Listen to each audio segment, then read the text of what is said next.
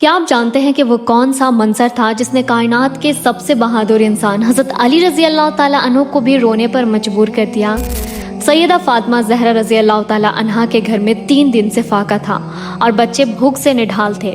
اس کے باوجود حیا اور صبر کی وجہ سے سیدہ فاطمہ نے حضرت علی سے کچھ نہ مانگا۔ جب حضرت علی کو اس کیفیت کا علم ہوا تو ان کی آنکھوں میں آنسو آ گئے۔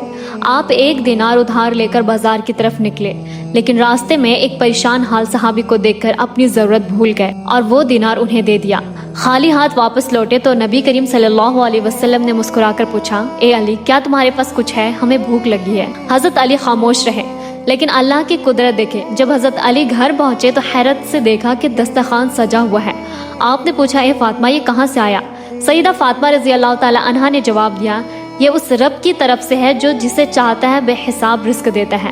تب نبی کریم صلی اللہ علیہ وسلم نے فرمایا، اے علی، تمہیں مبارک ہو، تمہاری مثال حضرت زکریا علیہ السلام جیسی ہے جو حضرت مریم علیہ السلام کے حجرے میں غیب سے رزق پاتے تھے۔ یہ وہ عظیم گھرانہ تھا جہاں فاقوں میں بھی اللہ کا شکر ادا کیا جاتا تھا۔